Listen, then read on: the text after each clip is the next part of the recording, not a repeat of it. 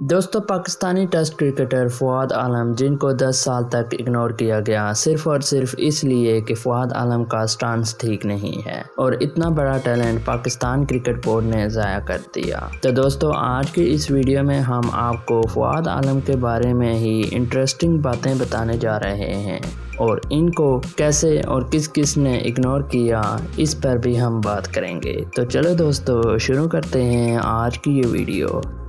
Subscribe कीजिए BNI TV को और साथ ही साथ बेल आइकॉन को भी प्रेस कर दीजिए सबसे पहले बायोग्राफी और इंफॉर्मेटिव रिलेटेड वीडियोस देखने के लिए।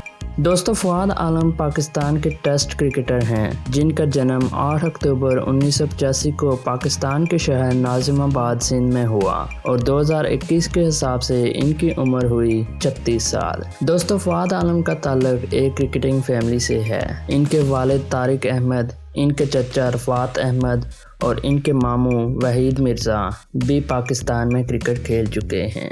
दोस्तों, आपको ये भी बताता चलूँ कि फवाद आलम के कज़न उस्मान अफजाल ने इंग्लैंड के लिए 3 टेस्ट मैचेस भी खेले हैं। दोस्तों, फवाद आलम ने अपने करियर का आगाज़ वनडे क्रिकेट से किया।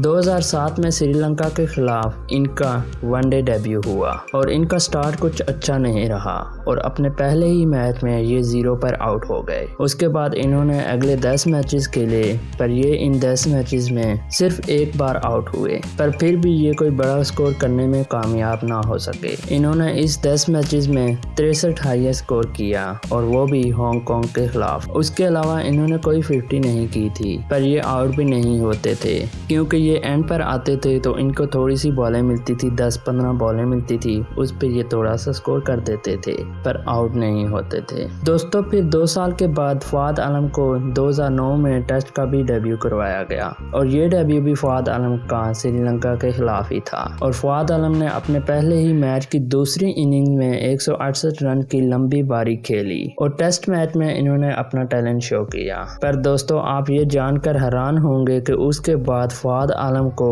सिर्फ 2 टेस्ट और खिलाए गए और इनको टेस्ट टीम से ड्रॉप कर लिया गया। इन्होंने 24 नवंबर 2009 को आखिरी टेस्ट न्यूजीलैंड के खिलाफ खेला था। उसके बाद इनको एक तवील अरसे के लिए ड्रॉप कर लिया गया। इनको टेस्ट में किसी ने मौका ना दिया पर वनडे में इनको मौका देते रहे। जिस फॉर्मेट के ये प्लेयर ही नहीं थे उसमें मौका देते रहे पर टेस्ट में इनको मौका ना दिया गया और फिर बिल आखिर इनको 2020 में 10 साल 9 माह के बाद टेस्ट टीम में खेलने का मौका दिया गया और फिर इन्होंने न्यूजीलैंड के खिलाफ न्यूजीलैंड में मुश्किल कंडीशन में सेंचुरी कर दी और ये इनके करियर की दूसरी सेंचुरी थी। उस वक्त काफ़ी लोगों के मुंह बंद हो गए थे जो फवाद आलम के खिलाफ थे, जिन्होंने फवाद आलम को सिलेक्ट नहीं किया। पर दोस्तों, एक सेंचुरी से सबके मुंह बंद नहीं हो सकते थे, इसलिए फिर इन्होंने साउथ अफ्रीका को भी सेंचुरी मार दी। जब साउथ अफ्रीका पाकिस्तान में टेस्ट सीरीज खेलने आई थी तो फवाद आलम ने साउथ अफ्रीका को कराची के ग्राउंड में सेंचुरी मारी थी और अब तक काफ़ी लोगों के मुँह बंद हो चुके थे, खास तौर पर उनके जिन्होंने इस टैलेंट को ज़ाया किया। और उसके बाद इन्होंने 2021 की अभी जिम्बाब्वे की सीरीज में भी पहले टेस्ट मैच में सेंचुरी मार दी।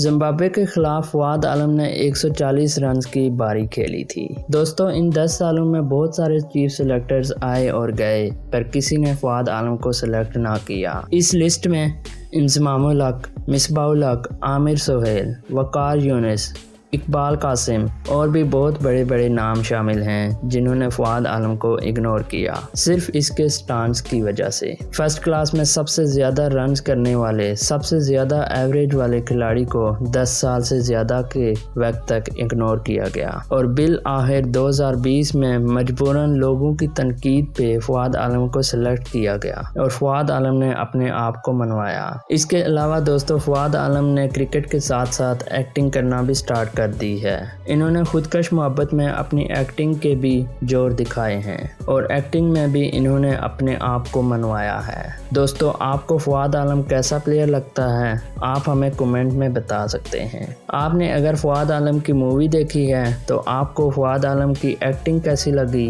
ये भी आप हमें कमेंट में बताना। चैनल को अभी तक सब्सक्राइब नहीं किया तो अब इस चैनल को सब्सक्राइब करके इस चैनल का हिस्सा बन जाइए। वीडियो अगर आपको अच्छी लगी है तो इस वीडियो को भी एक लाइक कर दीजिए। आज के लिए इतना ही, मिलते हैं अगली वीडियो में एक नए कंटेंट के साथ। तब तक के लिए मुझे इजाज़त दीजिए। अल्लाह हाफिज़।